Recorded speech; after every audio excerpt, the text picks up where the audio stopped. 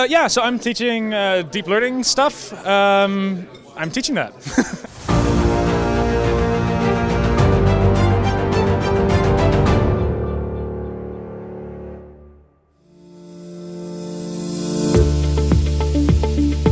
We're learning really all the basics, a bit about the theory and a bit hands-on, coding away, so yeah, pretty cool. So you want to do stuff with images, you want to do stuff with any sort of data. People kind of feel scared about this whole deep learning thing.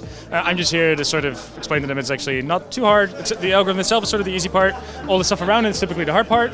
But people enter here with some questions and they're going to leave with like knowing how Keras works and that sort of stuff.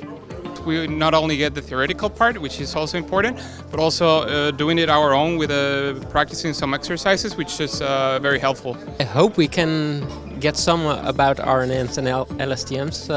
It was a hands-on approach where we all enjoyed coding along with the teacher, and it was an open session where we could ask questions, and so the interaction was very much vibrant and alive.